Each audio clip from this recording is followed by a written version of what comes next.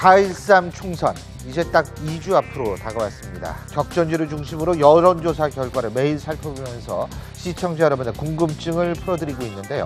오늘도 스포트라이트를 받고 있는 선거구 전문가들과 함께 상세히 분석해 보겠습니다.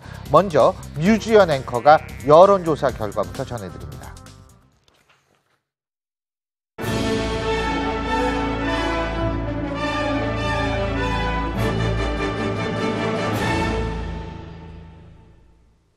네, 총선을 2주 앞두고 후보들 간의 경쟁도 점점 뜨거워지고 있는데요. 오늘도 격전지 여론조사 결과 살펴보도록 하겠습니다.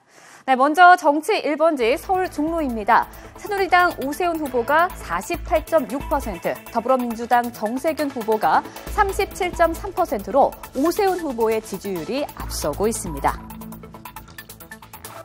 네, 또 다른 서울의 격전지죠. 노원병입니다. 새누리당 이준석 후보가 33.4%, 또 국민의당 안철수 후보가 38.7%로 오차 범위 내에서 혼전을 벌이고 있습니다.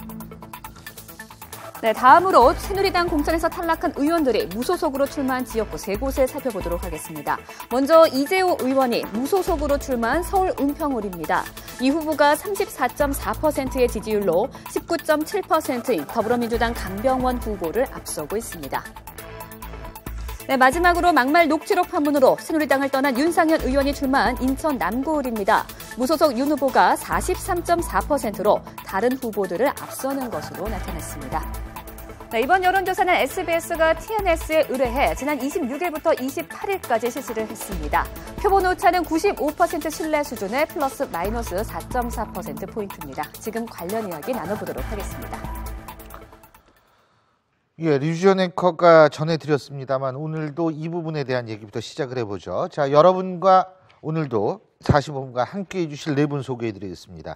경희대학교 이진곤 개곤교수, 이 부장판사 출신이시죠. 여상원 변호사, 그리고 두문정치전략연구소의 서양호 소장, 백기종 전 수서경찰서 강력팀장 4분 나와 계십니다. 어서 오십시오. 예, 안녕하세요. 예. 자, 먼저 그 서울 종로를 가보죠. 이 정치 1번지라고 그러는데 이게 옛날에 1번지였는데 이제도 지금까지도 1번지라고 그냥 불러요. 예? 그 지역적인 상징성이 크잖아요. 세종로니까. 그 이제 서울에도 중앙. 예. 예. 그래서 아마 이제 지금도 옛날 부르던 그대로 부르는 건데 예. 이번에는 보니까 사실은 저기 아주 여야 간에 다 건물들이 나왔어요. 예. 그런 점에서 보면 저기 승부가 예. 지금 상징성이 굉장히 있단 말이죠. 사실 그런 점에서 말하자면 예. 노무현 대통령 전 대통령도 종로에서 한 적이 있죠. 예. 그래서 그때는 이제 재보선 때 나와서 됐는데 어쨌든 저기서 저렇게 되니까 명실상부한 예. 예.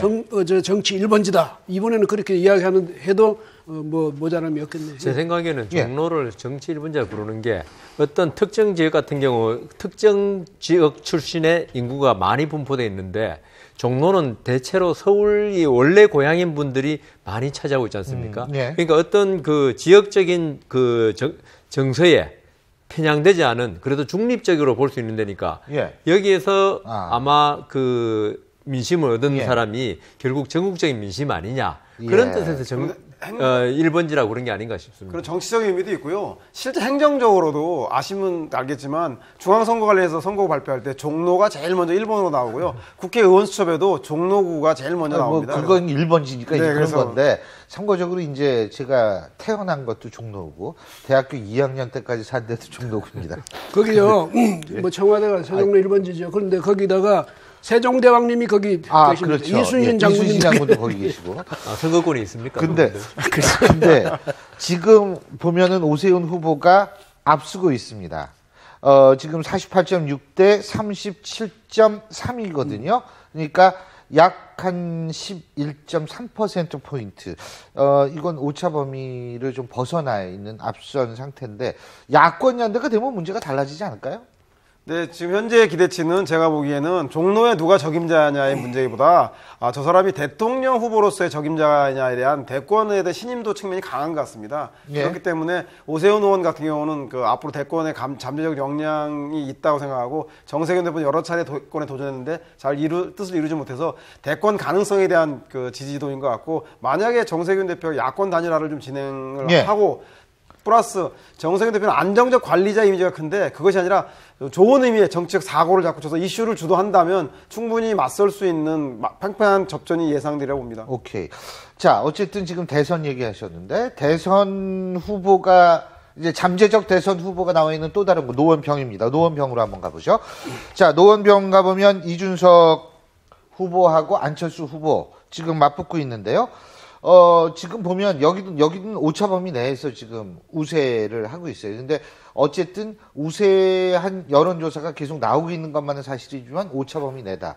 여기서 야권 후보 단일화가 되면 역전이 되는데 안철수 후보는 이 야권 후보 단일화 이건 죽어도 못하겠다 지금. 아니 본인이 그렇게 말씀을 해놓고 예. 만일 여기서 단일화하면 큰일 나죠. 그렇죠. 그 본인의 이때까지 주장하던 바가 하루아침에 와르르 무너진 거 아니겠습니까? 그래서 그 안철수 지금 의원은 대표는 이번 결과에 책임을 지겠고 어떤 제가 볼 때도 안철수 대표는 의원이 되는 것보다도 대권에 더 뜻이 있기 때문에 여기에서 지금 의원 되기 위해서 단일화 한다. 이건 생각도 하지 않는 것 같습니다. 그러고요. 안철수 대표로서는 지금 사실 지역구에 대한 기대도 물론 있겠지만은 비례대표를 많이 얻는 것이 아주 그것도 똑같이 중요하다 이렇게 생각할 거거든요. 그런데 만약 전부 그 지역마다 이렇게 같이 단일화를 해버리면 후보가 없는 지역이 아무래도 정당에 대한 그 지지도도 좀 떨어질 수가 있거든요. 예. 바로 그런 점을 걱정하는 것 같고 그 다음에 저 지역 아까 서양호 소장이 지적하시지만 저 지역도 역시 지역 주민들이 우리 지역에서 대통령 후보 예. 이렇게 되면 그거는 상대적으로 유리하게 작용하지 않을까 이렇게 보입니다. 예. 알겠습니다. 자, 이번에는 서대문으로 가보겠습니다. 여긴 대선 후보는 아니지만 벌써 세 번째 맞대결을 펼치는 지역입니다. 이 네 번, 5번까지 있습니다. 사실 서대문 갑 같은 경우에는 우상호 후보하고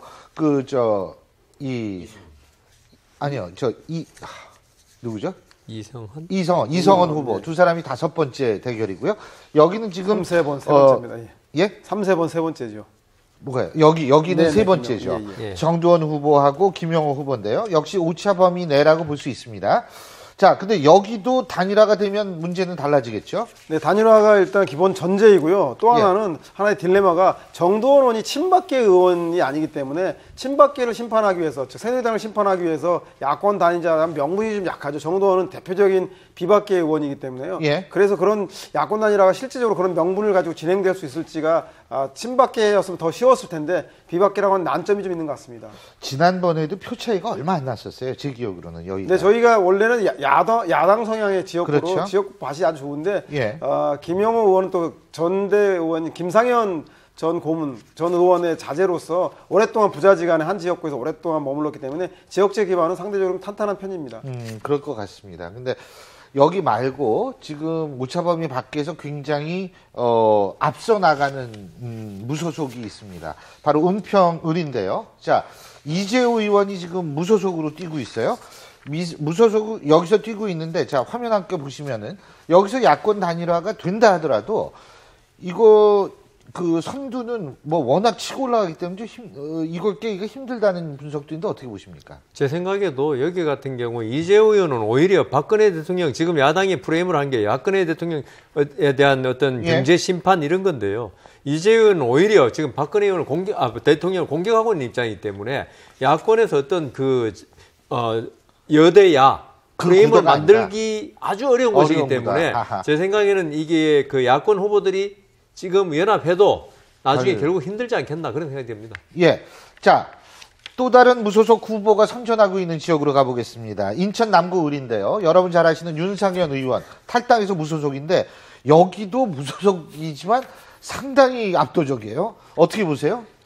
그래서 당초에 윤상현 의원은 당선시키기 위해서 당에서 아주 약체 후보를 낸 게 아니냐 이런 이야기까지 나오고 했죠. 그런데 저기서도 윤상현 의원은 이제 친박 중에도 아주 친박 중에도 친박이다 이렇게 되어 있기 때문에 무소속이라도 그래서 이른바 야당이 단일화할 수 있는 핑계는 줄 수 있습니다. 그런데 거기 해봐도 저기서도 보니까 어쨌든 현재까지는 윤상현 의원이 압도적으로 앞서가는 그런 모양새를 보이니까 저기서도 야권 단일화에서는 별로 큰 큰 어떤 뭐 이득을 못 얻을 것 같고 또 하나는 새누리당은 저기서 그냥 사석을 던진 게 아닌가 그런 느낌까지 주거든요. 그런데 물론 이제 이 후보 개인 입장, 김 후보 개인 입장에서 이게 참 기가 막힐 노릇이죠. 그 분위기가 이렇게 돌아가는 게. 예. 저기 인천 남구 을에 지금 주민들이 헷갈릴 것 같습니다. 윤상일 의원 걸개 그림에 박근혜 대통령 탁 있는 거 나오면요. 저분이 새누리당 후보인지 김정심 후보가 새누리당 후보인지 판단이 안 될 것 같아요. 남구의 예. 관전 포인트는 윤상현 의원이 또다시 실수를 하지 않는 겁니다. 만약에 실수를 한다면 이번에 여론과 언론은 그를 용서하지 않을 것이고요. 실수는 안 할 거예요. 네, 리스크를 이거 관리하는 얼마나 게 고득이 당했는데 또 실수합니까? 그게 제일 관전 포인트. 또 하나는 예. 뭐냐면 남구에서 윤상현 의원이 선전하면 다른 지역에 역풍이 불 가능성이 높아서 그것 또한 지켜볼 대목인 것 같습니다. 알겠습니다. 자, 어쨌든 지금 저희가 여러분께 다음 주 수요일이 바로 여론조사 할 수 있는 마지노라인입니다. 그래서 다음 주 수요일까지는 새로운 여론조사 결과를 계속해서 매일 여러분들께 전해드리고 분석해 보겠습니다.